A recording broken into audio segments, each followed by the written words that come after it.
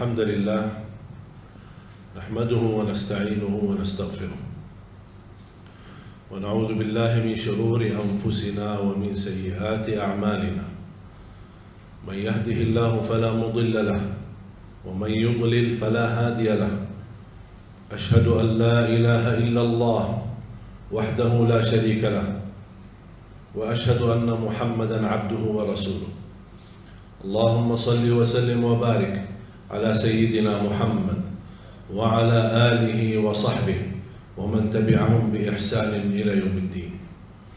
يا أيها الذين آمنوا اتقوا الله حق تقاته ولا تموتن إلا وأنتم مسلمون. يا أيها الناس اتقوا ربكم الذي خلقكم من نفس واحدة وخلق منها زوجها وبث منهما رجالا كثيرا ونساء واتقوا الله الذي تساءلون به والأرحام إن الله كان عليكم رقيبا. يا أيها الذين آمنوا اتقوا الله وقولوا قولا سديدا يصلح لكم أعمالكم ويغفر لكم ذنوبكم ومن يطع الله ورسوله فقد فاز فوزا عظيما. أما بعد معاشر المسلمين أوصيكم ونفسي بتقوى الله عز وجل فقد أفلح وفاز المتقون. معاشر المسلمين jamaah Jumat yang dimuliakan Allah Subhanahu wa taala. Senantiasa setiap Jumat khatib mengingatkan kenaikan dan kualitas takwa kita kepada Allah Subhanahu wa taala. Takwa bukan wasiat para alim ulama. Takwa bukan wasiat para khatib, bukan wasiat para da'i, para asatiz. Taqwa wasiatullah kepada Nabi dan Rasul. Ya ayyuhan Nabi ittaqillah. Taqwa wasiatullah kepada orang-orang beriman. Ya ayyuhalladzina amanu ittaqullah. Taqwa wasiatullah kepada seluruh manusia. Ya ayyuhan nas ittaqu rabbakum. Taqwa wasiyatullah kepada umat Nabi Muhammad sallallahu alaihi wasallam dan ummah yang terdahulu. Walaqad wassayna alladhina utul kitaba min qablikum wa iyyakum an ittaqullah.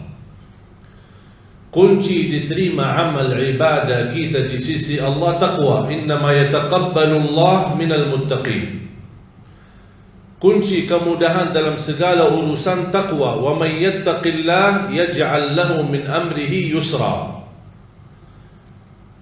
Jaminan jalan keluar dari segala kesempitan dan segala persoalan yang kita hadapi taqwa. Wa man yattaqillah yaj'al lahu makhraja. Bahkan menjaminkan rizki wa yarzuqhu min haitsu la yahtasib. Taqwa jaminan keselamatan dari siksa neraka jahannam. Thumma nunajji alladhina ittaqaw wa nadharu adh-dhalimina fiha jithiya. Dan Rasulullah sallallahu alaihi wasallam bersabda di hadis yang sahih, ittaqillaha haitsu ma kunt, bertakwalah kepada Allah dimanapun berada. Taqwa bukan hanya di masjid atau di saat kita majlis dan beribadah. Dimanapun kita berada, kita menjaga taqwa. Inti daripada taqwa kita merasakan selalu Allah menguasai kita. Dimanapun kita berada, tidak ada yang bisa kita sembunyikan, tidak ada yang bisa kita rahasiakan. Karena yang tersembunyi bagi Allah itu nyata. Kita sebagai manusia wajar kalau kita berdosa dan bersalah, karena kita manusia bukan maksum. Malaikat tidak boleh berdosa, bahkan tidak bisa berdosa. Kita sebagai manusia harus berdosa. Tapi Allah Subhanahu wa taala suka orang-orang yang berdosa, yang selalu memohon ampun, yang selalu bertaubat. Nabi kita Nabi Muhammad sallallahu alaihi wasallam istighfar dalam satu hari 100 kali. Nabi Muhammad yang sudah mendapat jaminan ampunan segala dosanya, dia memohon ampun 100 kali setiap hari. Kira-kira kita seperti apa? Allah Subhanahu wa taala paling senang orang-orang yang selalu istighfar. Bahkan dengan kita banyak istighfar dan rutin menjaga istighfar, mendapatkan jaminan jalan keluar dari segala kesusahan, bahkan mendatangkan rezeki dari tempat yang tidak pernah kita nyangka. Man lazima al-istighfar ja'ala Allah lahu min kulli hammin faraja wa min kulli dhiqin makhraja wa yarzuqhu min haitsu la yahtasib. Barang siapa yang menetapkan dan terus menerus istighfar setiap waktu dan setiap saat, dia akan mendapatkan kemudahan dalam segala kesusahan dan akan mendapatkan jalan keluar dari segala kesempitan. Bahkan Allah akan membuka pintu rezeki yang tidak pernah dia nyangka. Ma'asyiral muslimin, jamaah Jumat yang dimuliakan Allah Subhanahu wa taala. Kita umat Islam diberikan oleh Allah kemuliaan. Posisi kita di sisi Allah mulia. Perilaku kita yang menghina diri kita, yang menurani kemuliaan kita di sisi Allah. Perilaku kita yang membuat kita rendah di sisi Allah. Padahal Allah Subhanahu wa taala sudah menetapkan kita di tempat yang tinggi. Wala tahinu wala tahzanu wa antumul a'launa in kuntum mu'minin. Jangan kalian menghina diri sendiri, jangan kita memperbuat kesedihan, karena kalian sudah ditinggikan oleh Allah Subhanahu wa taala dengan kemuliaan kalau kalian betul-betul beriman. Salah satu jaminan kemuliaan kita adalah Al-Quran. Semakin kita dekat sama Al-Quran, semakin terjaga kemuliaan kita di sisi Allah. Al-Quran sudah mulia. Innahu laqur'anun karim, sebagaimana ayat di suratul Waqiah. Innahu laqur'anun karim, sesungguhnya Al-Quran itu mulia. Saya mengambil pelajaran, kalau Al-Quran itu sendiri mulia, buat kita apa? Membaca beberapa ayat dan jumlah beberapa hadis, saya menemukan Al-Quran bukan sendiri mulia, tetapi Al-Quran menjamin dan membagikan kemuliaan bagi orang-orang yang selalu dekat sama Al-Quran. Sahabat Rasulullah SAW tidak ada hentinya membaca Al-Quran. Semestinya kita mampu mengalahkan sahabat Rasulullah dalam membaca Al-Quran. Saya tidak berkata menamalkan atau menhayati, karena kita belum banyak begitu faham isinya, apalagi dalam bahasa Arab. Tapi paling tidak kita mampu mengalahkan mereka dalam membaca Al-Quran. Kenapa? Karena di zaman mereka, zaman Rasulullah SAW dan para sahabat, tidak ada Quran. Yang ada potongan ayat-ayat yang ada di dalam kulit unta, kulit kambing yang disimpan sana sini. Jadi kalau ada orang mau sambungkan ayat atau kumpulkan satu surah, harus dia bisa berhubungan dengan beberapa orang lain yang bisa menemukan sahabatnya yang memiliki potongan-potongan ayat, digabungkan, belum dijadikan satu Quran. Makanya ada banyak para sahabat yang hafiz Quran karena mereka begitu mendengar wahyu dari Rasul dan membacakan ayat yang Allah kirimkan kepada Nabi Muhammad SAW, yang Allah turunkan kepada Nabi Muhammad SAW, mereka mampu hafal. Makanya ketika ada orang kesulitan mencari potongan ayat atau surah apa, dia cari para penghafal Al-Quran di zaman Rasulullah SAW. Siapa di antara sahabat? Dan ini dijalankan keadaan seperti ini sampai zaman Abu Bakar As-Siddiq radhiyallahu anhu. Ketika beliau menjadi khalifah, baru terkumpul Al-Quran menjadi satu, yang disebutkan oleh ulama al-jam'ul awal, kumpulan yang pertama menjadikan satu mushaf. Ketika datang zaman Uthman bin Affan radhiyallahu anhu, mengumpulkan lagi menjadikan satu mushaf yang disebarkan atau diberedarkan di seluruh dunia dengan satu mushaf. Kita sekarang Al-Quran di mana-mana. Tidak ada kesulitan untuk menemukan dan mencari Quran. Dari segi harga, dari segi kualitas, kertas warna-warni, bahkan ada sekarang yang bertajwid, ada warna tajwid, ada asbabun nuzul, ada terjemahannya. Ada orang kesulitan barangkali ke pustakaan atau ke toko untuk beli Al-Quran, tidak usah capek. Alhamdulillah HP kita bisa download Al-Quran. Tapi sayang sekali, begitu fasilitas dan kemudahan kita mampu menjadikan Al-Quran budiman sehari-hari kita, tapi justru kita menjauh dari Al-Quran. Berapa kali kita baca Al-Quran dalam sehari? Saya pernah tes, kira-kira kalau maksimal saya khususkan waktu bersama Al-Quran, saya butuh berapa lama untuk khatam 30 juz. Di salah satu Ramadan, waktu saya di Madinah, kita selalu berlomba-lomba dengan teman-teman sekolah. Karena dulu di Madinah teman-teman sekolah, kita libur sekolah mulai dari bulan suci Ramadan. Dan kita sudah sepakat kalau pas bulan suci Ramadan libur, kita bertemu di Masjid Nabawi dan berlomba-lomba sebanyak-banyaknya khatam Al-Quran.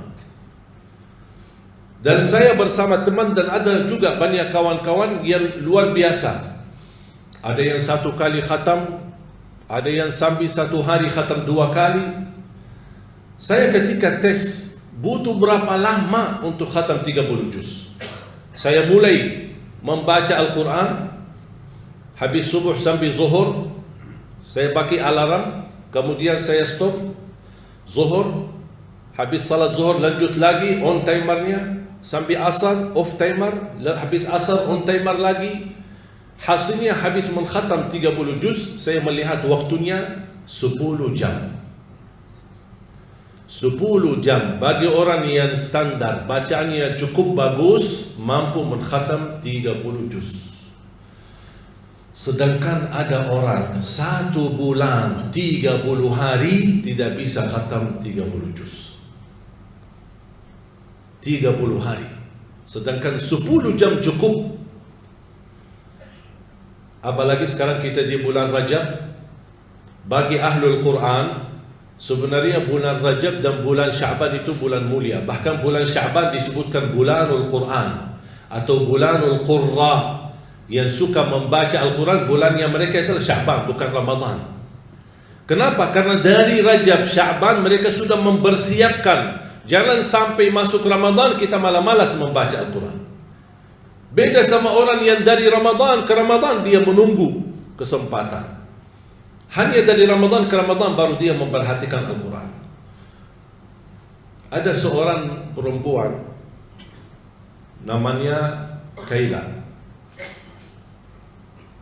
Mungkin jamaah sekalian yang biasa nonton acara Hafiz Indonesia, seorang buta perempuan usianya 7 tahun. Saya tanya, Kaila berapa banyak membaca Al-Quran dalam seharinya?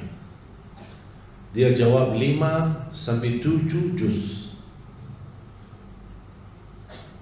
Saya berkata, kok kebanyakan banget?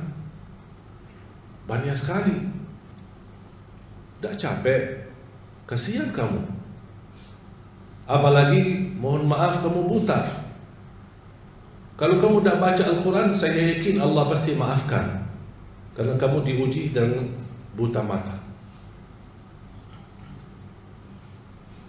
Apa dia jawab? Dia berkata, saya malu sama Allah menjadikan buta saya alasan tidak membaca Al-Quran. Ini anak usia 7 tahun. Kira-kira alasan kita apa? Padahal kemuliaan yang kita dapat dari Al-Quran itu luar biasa.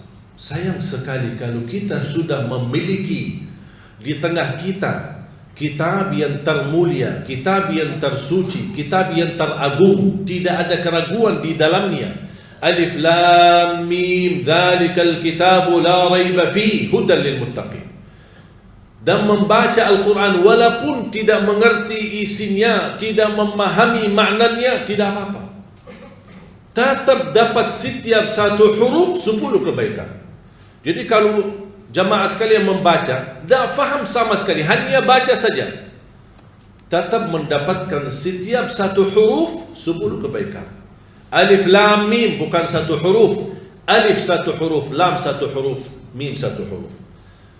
Satu huruf satu kebaikan dilipatkan 10 kali lipat menjadi 10 kebaikan. Rugi kita diberikan kesempatan yang mulia seperti ini. Mana ada amal atau bacaan sebuah kitab atau apa saja kita hadis pun belum tentu dapat 10 kebaikan. Hanya Al-Quran satu huruf Bukan saat satu kali baca dapat 10 kali lipat. Dia menghitungkan berhurufnya, kita mendapatkan 10 kali lipat. Sayang sekali jamaah sekalian berhari-hari lewat tidak baca Al-Quran. Sedangkan fasilitas dan kemudahan ada di tangan kita.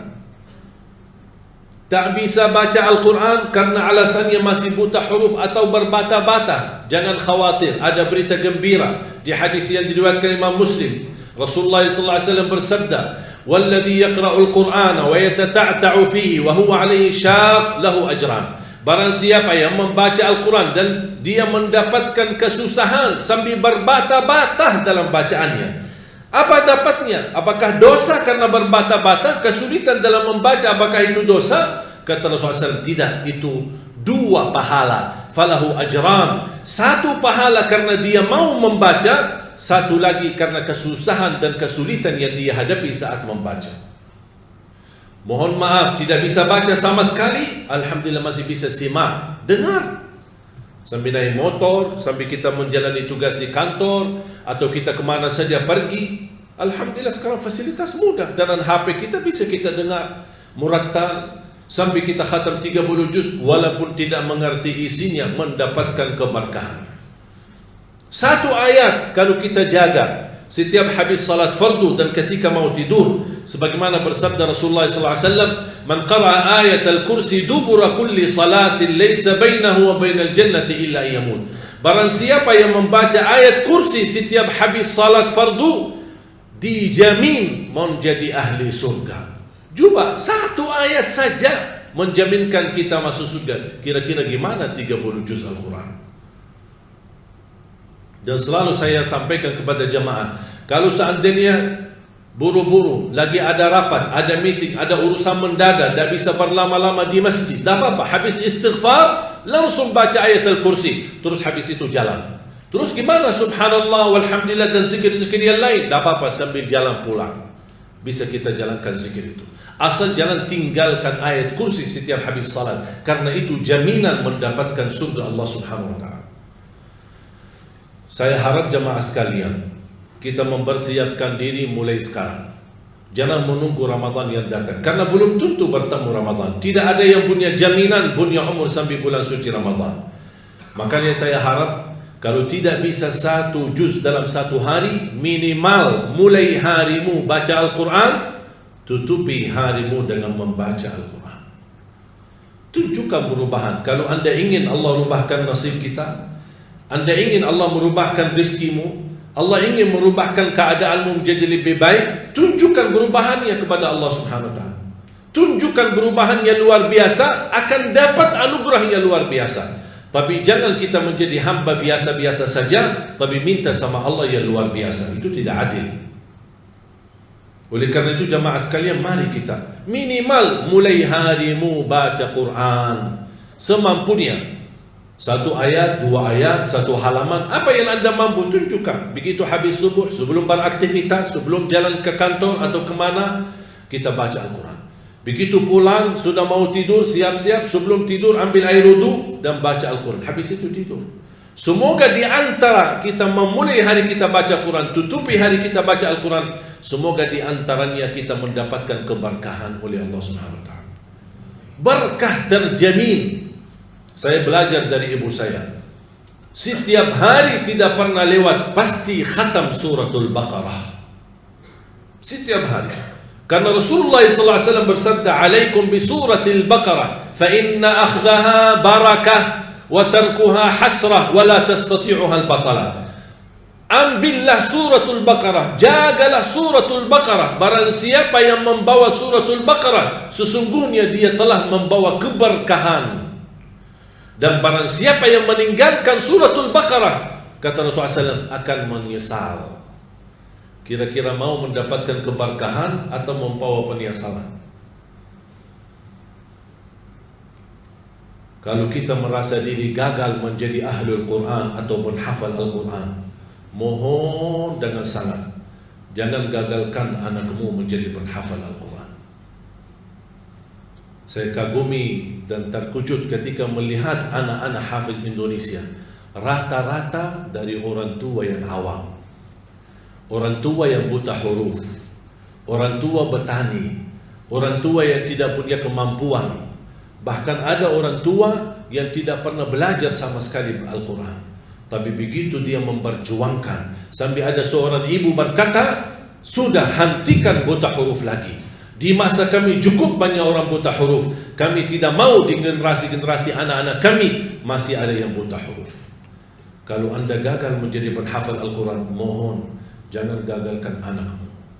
Kalau itu pun anakmu tidak berhasil menjadi penghafal Al-Quran, jangan gagalkan hartamu untuk mendukung dan membantu program Al-Quran dimanapun. Supaya apa? Datang di hari kiamat kita berkata, ya Allah, mohon maaf, saya tidak bisa menghafal Al-Quran, anakku pun tidak mampu menghafal Al-Quran. Ya Allah, jadikan hartaku, sedekah, zakat, infakku menjadi saksi baik untuk program Al-Quran. Mudah-mudahan kita mendapatkan orang-orang yang menilai atau mendapatkan syafaat di Al-Quran di hari kiamat. Barakallahu li wa lakum fil Qur'anil azim wa nafa'ni wa iyyakum bima fihi min al-ayati wa dhikril hakim. Aqulu qawli hadha wa astaghfirullah li wa lakum wa li sa'iril muslimina wal muslimat min kulli dhanbin wa khati'ah fastaghfiruhu innahu huwal ghafurur rahim. Alhamdulillahi ala ihsani wa syukru lahu ala tawfiqihi wa imtinani. Ashhadu an la ilaha illallah wahdahu la sharika la ta'ziman li shani wa ashhadu anna Muhammadan 'abduhu wa rasuluhu ad-da'i ila ridwani. صلوات ربي وسلامه عليه وعلى أصحابه وزوجاته وعلى التابعين ومن تبعهم بإحسان إلى يوم الدين وعنا معهم بمنك وكرمك يا أرحم الراحمين. اتقوا الله اتقوا الله اتقوا الله. معاشر المسلمين, saya ingatkan hadis Uthman bin Affan radhiyallahu anhu yang diriwayatkan Imam Bukhari, khairukum man ta'allama al-Qur'an wa 'allama. Sebaik-baik antara kalian yang mempelajari Al-Quran dan mengajarnya. Ini dapat hadiah besar dari Rasulullah. Kalian sebaik-baik orang. Syaratnya apa? Mempelajari Al-Quran.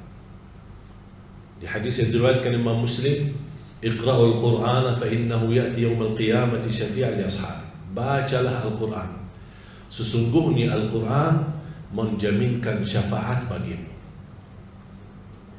Siapa yang berkenan menjadi teman sama Al-Quran? Kita tidak tahu berapa sisa umur kita. Mari kita sama-sama menjadikan sisa umur kita berteman sama Al-Quran. Lagi pusing, lagi menghadapi masalah, coba buka Al-Quran. Wallahi bakal adem, enak, sejuk hati kita. Ini kalamullah, bukan kalam manusia. Masa kita tersentuh hati kita dengan kata-kata manusia yang indah, kata-kata manusia yang menyentuh hati, tapi ucapan Allah, kalamullah, tidak pernah menyentuh hati kita. Sedangkan kalau Allah turunkan Al-Quran di atas gunung-gunung, bisa hancur menjadi pasir. Mari kita sama-sama memperhatikan Al-Quran. Jangan menunggu bulan suci Ramadan. Mulai hari ini, sedikit demi sedikit. Walaupun kita tidak mampu khatam di bulan Rajab, tidak mampu khatam di bulan Sya'ban, tapi karena sudah terbiasa 2 bulan ini, kita terus berdekatan sama Al-Quran. InsyaAllah begitu tiba bulan Ramadan, kita sudah mudah untuk mengkhatam Al-Quran. Bukan hanya 1 kali, tapi insyaAllah berkali-kali. Imam Syafi'i radhiyallahu anhu wa rahimahullah, dalam setiap bulan suci Ramadan khatam 60 kali. Saya membayangkan 60 kali. Kalau standar 10 jam, berarti 20 jam Imam Syafi'i membaca Al-Quran. Sisanya berapa? 4 jam sehari. Jangan berikan sisa waktumu untuk Al-Quran. Jangan bilang saya belum ada waktu. InsyaAllah kalau ada sisa waktu saya akan baca Al-Quran. Tapi saya harap jadikan Al-Quran adalah yang terutama dalam sehari-harimu, bukan yang tersisa dalam seharimu. Semoga kita semua yang hadir dimuliakan dan dijadikan oleh Allah ahlul Quran dunia dan akhirat. Inna Allah wa malaikatahu yusalluna ala nabi ya ayyuhalladzina amanu sallu alaihi wa sallimu taslima. Allahumma salli ala Muhammad wa ala ali Muhammad wa barik ala Muhammad wa ala ali Muhammad kama sallaita wa barakta ala Ibrahim wa ala ali Ibrahim fil alamin innaka Hamidum Majid. اللهم اغفر للمسلمين والمسلمات والمؤمنين والمؤمنات الأحياء منهم والأموات إنك سميع قريب مجيب الدعوات. Ya Allah, jadikan kami semua ahlul Quran, jadikan kami semua ahlul Quran, keluarga Al-Quran, berakhlak-akhlakul Quran, yang mencintai Al-Quran, yang mampu dengan kemampuan yang mengamalkan isi Al-Quran, dan akhiri hayat kami saat membaca Al-Quran, dan jadikan akhir hayat kami husnul khatimah ya Rabbal Alamin. Ya Arhamar Rahimin, aku mohon untuk semua jamaah yang hadir, selepas salat ini masing-masing pulang sudah diampuni segala dosanya, disucikan hatinya, dibersihkan jiwanya, diselamatkan setiap langkah-langkahnya, disehatkan badannya, diberikan kemudahan dan keberkahan rezekinya yang mencukupi bisa membawa kita semua ke tanah suci haji dan umrah dan ziarah Nabi Muhammad sallallahu alaihi wasallam. Allahumma ya Allah, ampuni kedua orang tua kami, ampuni saudara kami, anak-anak kami, berikan kepada keturunan kami menjadi salih salihah, anugerahkan kepada rumah tangga kami menjadi sakinah, mawaddah, rahmah. Berikan kepada kami pemimpin yang takwa, pemimpin yang adil, pemimpin yang amanah, yang patuh dengan kalamullah, yang patuh dengan Al-Quran, yang mencintai agamamu ya Rabbal Alamin. Allahumma ya Allah, hidupkanlah kami dalam keadaan iman, wafatkanlah kami dalam keadaan Islam, kumpulkanlah kami selalu bersama hamba-hambamu yang salih ya Rabbal Alamin. Rabbana atina fid dunya hasanah wa fil akhirati hasanah wa qina adzaban nar.